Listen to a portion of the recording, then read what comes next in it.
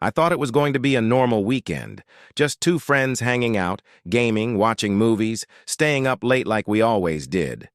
But when I stayed over at my best friend George's house, I didn't expect his older brother to even be around.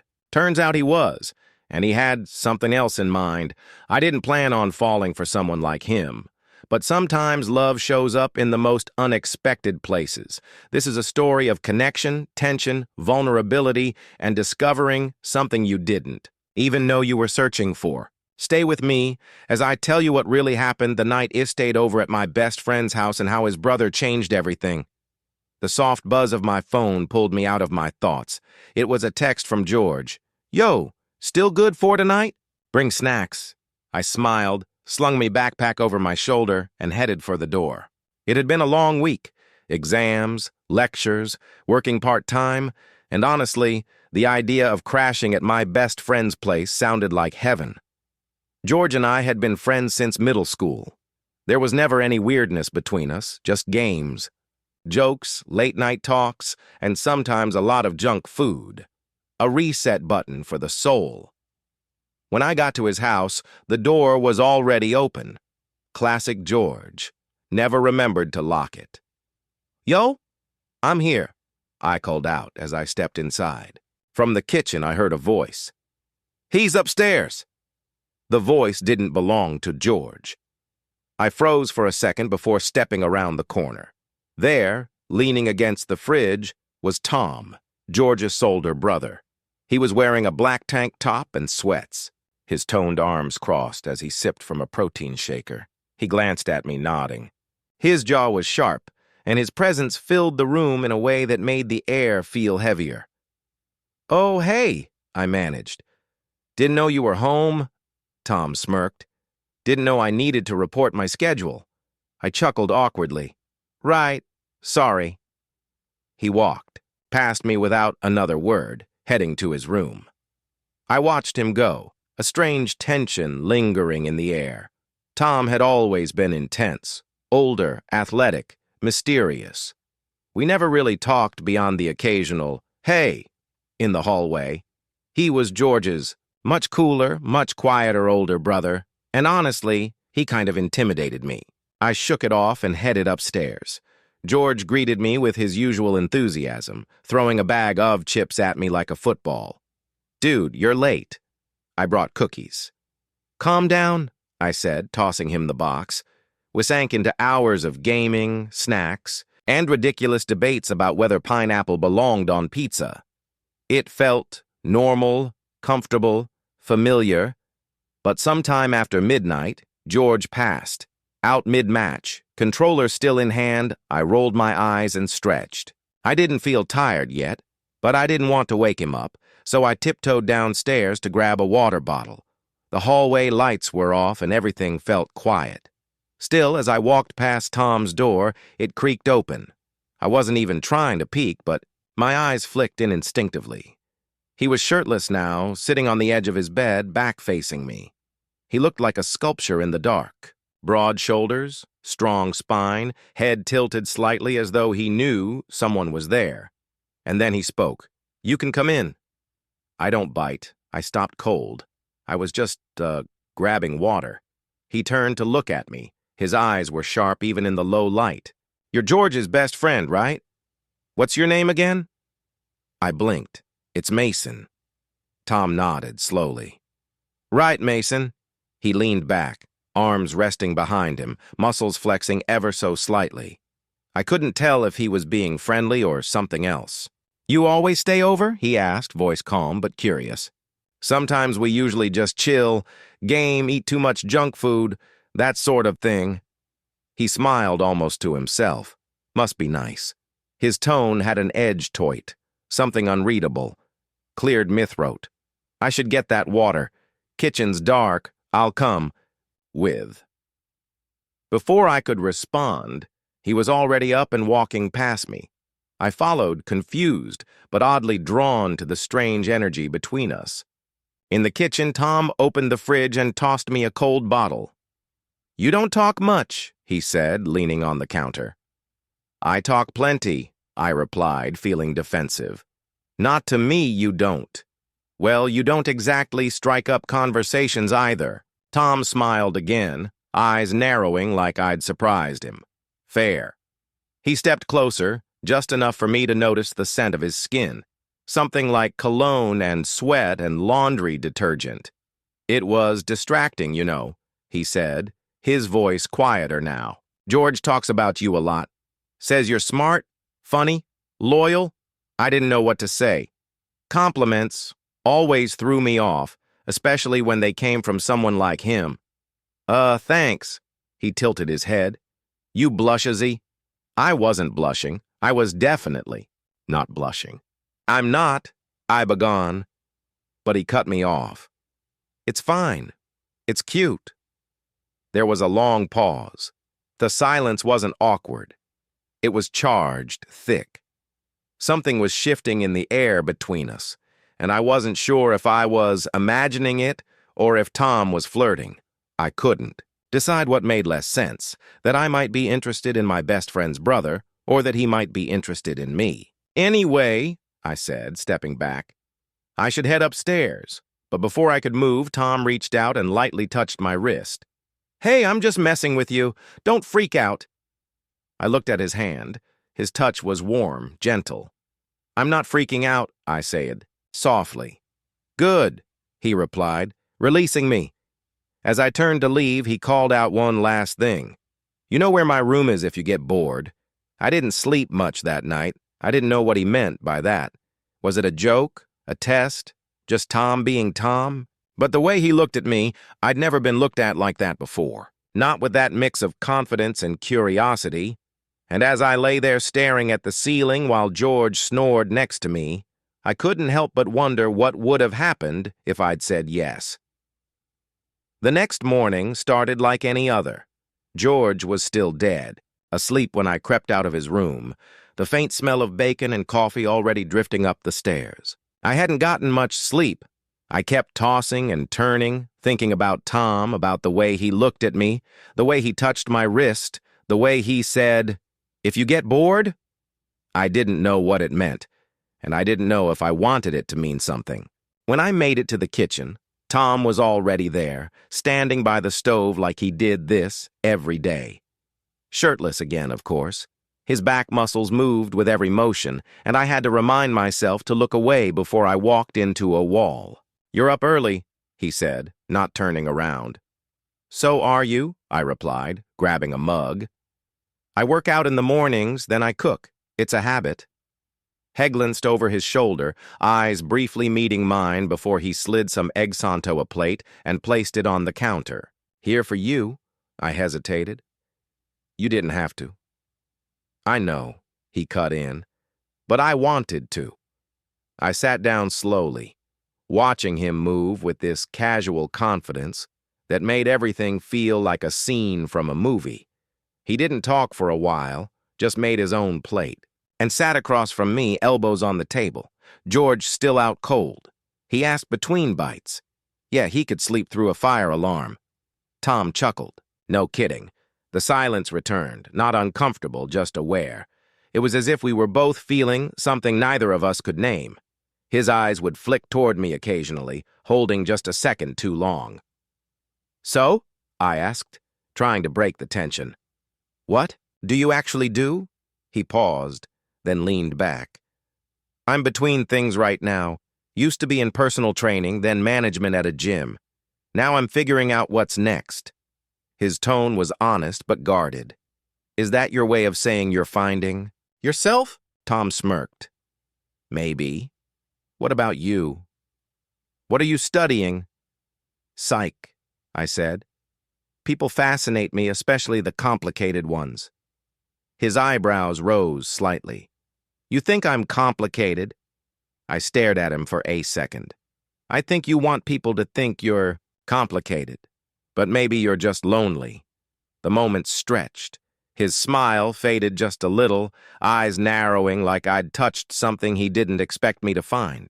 You're smarter than you look, he said. And you're softer than you look, I replied, meeting his gaze. He laughed once, quiet, real. The kind of laugh that makes your chest ache because you know it doesn't happen often. I like you, he said, eyes dropping. To the table for the first time. My throat tightened.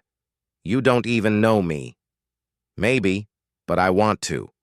The room felt warmer all of a sudden, like something unspoken had just stepped into the light between us. Just then, footsteps thundered down the stairs. Yo, something smells awesome. George's voice broke the moment like glass. Tom stood instantly, grabbing his plate and turning away. I did the same, heart pounding as if we'd been caught doing something we shouldn't, even though nothing had happened. George walked in, rubbing his eyes. Man, did I miss breakfast? You're late as usual, Tom said casually, already rinsing his dish. Shocker, I added, trying to sound normal. We all ate together and the rest of the day unfolded like any other. We watched a movie, played some co-op games, and made dumb bets over who could drink more soda before burping uncontrollably. It was easy to slip back into routine, but I kept catching Tom watching me, and I couldn't stop watching him back. That night, George crashed early again after too many sodas and not enough water. I stayed up lying on the guest mattress on his floor, scrolling through my phone, heart still racing from everything that almost happened. Then there was a knock at the door. Soft, 2 taps. I sat up slowly. George didn't move. I walked to the door and opened it just a crack. Tom stood in the dim hallway, hoodie on this time, hands in his pockets. You up? He asked quietly. I nodded. Come with me. We ended up on the back porch. It was cold, so he tossed me a hoodie, his hoodie. It smelled like him. I slipped it on, trying not to think about how intimate that felt. The stars were out, the kind of clear night that made you feel small in the best possible way. We sat down on the wooden steps, shoulder to shoulder but not touching. The silence between us had a pulse, a rhythm. I'm not usually like this, Tom said after a while. Like what? This open with people. I keep stuff locked up. Why? I asked. Because I've been burned before. Let someone in, they leave. Let them close, they run. I got tired of being someone's experiment. His voice dropped with that last word, and suddenly I understood. He was talking about someone who treated him like a phase, a curiosity, not a real person. I looked at him. I'm not going to do that to you. He turned toward me, eyes searching mine. Then what are you going to do to me, Mason? The question hung in the air like mist. I didn't have an answer. I barely knew what I was feeling myself, but I knew I wanted to be around him. I knew I wanted to learn who he really was underneath, the strong, silent exterior. I knew I wanted to earn that trust he gave so rarely. I reached out slowly and let my fingers brush his. He didn't pull away. We sat like that for a long time, hands touching, words unnecessary, the air between us heavy with maybe. Finally, he stood up. You should get some sleep, he said, but keep the hoodie. And just like that, he walked back inside. I didn't know where this was going. I didn't know if I was ready, but I knew one thing as I sat there alone beneath the stars. Something had started, and I didn't want it to stop. I didn't go looking for Tom. He found me. Or maybe we found each other at the exact moment we were both ready to be seen. All I knew was that he wasn't just George's older brother anymore. He was someone I couldn't stop thinking about. Someone who made me feel different, alive, and a little terrified. The next few days felt different. Not that anything had officially changed between me and Tom, at least nothing we said out loud, but there was a subtle shift, a flicker in the way. We looked at each other, a softness in his voice when no one else was listening. It wasn't overt, but it was undeniable. I stayed at George's house more than I needed to. He didn't notice. He was always happy to have me around, assuming I was just avoiding dorm food and my noisy neighbors. Maybe part of that was true, but mostly I just wanted to be near Tom. We didn't talk much during the day, especially around George. But at night, that's when the silence between us turned into something magnetic. 3 nights later, I found myself back on the back porch, hoodie zipped up, Phone forgotten. I didn't even have to wait. Tom stepped outside like he knew I'd be there. "You always wear my hoodie now?" he asked, settling beside me. "It's comfortable. You could have just asked for one of your own." "I like yours," I said, glancing sideways. He smiled faintly, eyes fixed on the sky. "You're not like the others." "What others?" "The guys who looked at me and saw a thrill, a trophy, a secret." My chest tightened. "That's not what I see." He turned to me slowly, face unreadable. "Then what do you see?" I swallowed. "I see someone strong but tired, brave but scared, honest when it counts." He didn't respond right away. Then almost too quietly to hear, he said, "And what do you want from me?" My breath caught. "I don't know yet," I admitted. "But I don't want to hurt you or confuse you or make you feel like you're something temporary." He nodded, then reached over and took my hand. Not like the last time. This was deliberate, clear, and I let him. That night, after George crashed, I couldn't sleep again. I was still lying on the floor mattress when I heard it. Another knock. Same soft rhythm. I opened the door. Tom didn't say anything. He just looked at me, and then, silently, he held out his hand. This time I didn't hesitate. We didn't go to the porch. We went to his room. It was dimly lit, the room smelling faintly of cedar and detergent. Posters lined the wall, old boxing matches, guitarists. A photo of Tom with a dog I'd never seen before. There were layers to him I didn't know yet. He closed the door gently behind me, locked it. The air between us buzzed with energy. "I shouldn't have brought you here," he murmured. Then, "Why did you?" "Because I want to stop wondering what it would feel like." He stepped closer to touch you closer to know what's real. And then carefully, like he was asking permission, he reached up and cupped my jaw. I leaned in. Our lips met. It was slow, tentative at first, like two people standing on the edge of something vast and unknown. But then his hands moved to my waist. My fingers slid into his hair. We didn't rush it. We just felt it. Every breath, every shift, every heartbeat between us. His lips were soft but certain. His body against mine was warm and strong. Like he could carry all my confusion and still stand tall. And for the first time in a long time, I didn't feel awkward in my own skin. I felt wanted, but just as quickly we pulled apart, both breathless, both wide-eyed. "Sorry," he whispered. "For what?" I said, still dazed. He ran a hand through his hair. "I just don't want to make things harder." "What do you mean?" He sighed and sat on the edge of his bed. "George doesn't know. And if he did, I sat beside him. He'd be shocked. Maybe a little mad. But he loves us both. It's not that simple. You're his best friend. I'm his brother. That's not just a hey surprise, we're dating kind of thing." "We're not dating," I said quietly. Tom turned to me, face unreadable. "Do you want to be?" I hesitated. "Yeah," I said. "I think I do." The next morning was chaos. George's alarm didn't go off, and he was panicking about being late for a group project meeting. He barely noticed I was up early or that Tom was already in the kitchen with damp hair and the faintest trace of asthma. "Did you guys stay up again?" George groaned, grabbing his bag. I opened my mouth, but Tom jumped in. "Just talking. Couldn't sleep." George rolled his eyes. "You both need to fix your sleep schedules."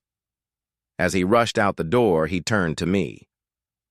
"You staying again tonight?" Before I could answer, Tom looked at me, then casually said, "Why not? You basically live here now?" George laughed and waved us off. "Cool, just don't hog the snacks." As the door closed behind him, the silence returned. Tom turned to me. "So, are we going to keep this a secret?" I leaned against the counter. "Do you want to tell him?" His eyes dropped eventually, but not yet. I nodded. "Then, for now, we keep it between us." has stepped closer. But we don't pretend it's not real. No, I said we don't. The next few days were electric. We stole moments when we could. Hands brushing under the table, long glances across the room, brief but lingering hugs when no one was looking. It was like a secret language only the two of us spoke. And every night we found each other again in whispers, in kisses, in long, quiet talks that turned into longer, breathless silences. We weren't sleeping together. Not like that. We didn't need to. What we had felt intimate enough to eclipse everything else. We were exploring something deeper, something more real. But the secrecy that started to take its toll. It all came crashing down one night after dinner. George had gone to the store, leaving us alone for the evening. We were in the living room, lights dim, a dumb sitcom playing in the background, while we leaned against each other on the couch. His fingers brushed mine. It tilted my head against his shoulder and then click. The front door opened. Yo! I forgot my George froze. Tom and I jumped apart like we'd been electrocuted. George blinked, eyes narrowing. What was that? Silence. Mason, he asked, what's going on? My heart was in my throat. I glanced at Tom, but he didn't speak, so I did. George, I'm sorry. We didn't mean for it to happen like this. He looked at both of us, confused, hurt. You and my brother? Are you serious? Yes, I said. But it's not what you think. We didn't plan this. It just happened. Tom stood. Now, it wasn't meant to be secret forever. We just didn't know how to tell you. George paced the room, running a hand through his hair. My best friend and my brother sneaking around behind my back. You couldn't talk to me? I was scared, Isaiah, honestly. Scared you'd be mad that I'd lose you. You almost did, he snapped. The room was quiet for a long time. Then George sighed and sat down, on heavily. You should have just told me. I don't care who you love. I just hate feeling like the last to know. I'm sorry, Tom said softly. So am I added. George looked between us. His eyes softened just a little. Well, he said, finally this is going to take some getting used to. He didn't hug us. He didn't storm out. He just sat there processing. And honestly, that was more than Weta served, but it was enough for now. George didn't say much for the next couple of days. He wasn't cold, just distant, like he was building space between the past and whatever this new reality was supposed to be. I couldn't blame him. I'd kept a secret, and not just any secret. His brother and I were falling for each other.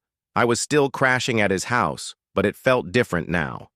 We stopped gaming late into the night. Our conversations were shorter, less playful. I knew he needed time, but it still hurt. Tom noticed too. He stopped sneaking around. We didn't hide anymore, but we didn't flaunt it either. It was like we were holding our breath, waiting to see if this thing between us could survive in the light. One afternoon, George came home early. I was in the kitchen, pouring cereal, and Tom was sitting at the table looking through job listings. Can we talk? George asked. Tom looked up, unsure which one of us he meant. George's eyes met mine. Just you, Mason. I followed him out to the porch, my stomach twisting into knots. We sat in the steps in silence for a few moments before he finally spoke. I've been thinking a lot, he said, about everything. I braced myself. I felt betrayed. Yeah, he continued. Not because you did something wrong, but because you didn't trust me enough to tell me. I wanted to. I just didn't want to lose you. You almost did, he said, then paused. But I also know what it's like to fall for someone and not be able to explain why. I looked at him surprised. There was this guy in high school, he added quietly. Never told anyone. Not even Tom. It was short, and he left town. But it shook me. I blinked. Wait, you're not putting Alabelle on it. He shrugged, just saying I get it. My chest loosened. I'm really sorry, George. I hated keeping it from you. He nodded. I believe you and I see the way you look at him. You're not playing around. I'm not. Good, he said, then smirked. 'Cause if you hurt him, I will kick your ass. I laughed a little, breathless. Deal. He stood, clapped me on the shoulder, and walked back inside. It wasn't everything, but it was enough. Later that night, Tom found me alone in the living room, replaying the conversation in my head. So, he asked, nervous. I turned to him. He's okay, or he's getting there. Tom stepped closer. And us? I reached for his hand. We're real. He pulled me in gently, pressing his forehead to mine. I want this, he said. Whatever. I want to see where it goes with you. I smiled. Me too. A few weeks passed. We weren't a secret anymore. We weren't hiding, sneaking around, or avoiding hard conversations. We started going out, coffee runs, movies, quiet walks where our fingers brushed and stayed interlaced. Sometimes people stared. Sometimes they didn't. But I stopped caring because when I looked at him, I saw home. And when he looked at me, I saw the same thing reflected back. One evening, we were lying on his bed, both of us scrolling on our phones in that comfortable silence people only share when they truly belong to each other. He suddenly said, "You ever wonder how we got here?" I looked at him, brow raised. "What do you mean?" "You were just George's quiet best friend. I barely knew your name. Now you're everything." I smiled. "It's kind of ridiculous." "Yeah," he said, "but also kind of perfect." He tossed his phone aside and turned to me fully. "I've had a lot of flings, Mason. A lot of people who came close, but never made it past the walls I put up. But you walked straight through like they weren't even there." I felt my eyes sting a little. "You let me." "I did," he said softly, "and I don't regret it for a second." We were back on the porch where it all began. The air was cool, the stars shining bright overhead. George was inside somewhere yelling at a video game, sat beside me, legs stretched out, hoodie sleeves pulled over his hands. "I love you," he said suddenly. I froze. He looked at me, expression soft but steady. I just needed to say it. I didn't want to wait for the perfect moment. I want you to know. I stared at him, heart pounding.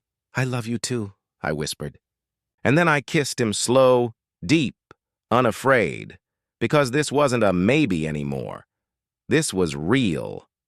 Love doesn't always arrive when or how you expect it.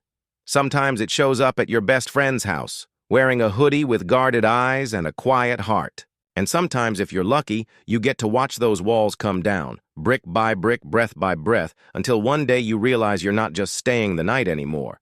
You found your place, your person, your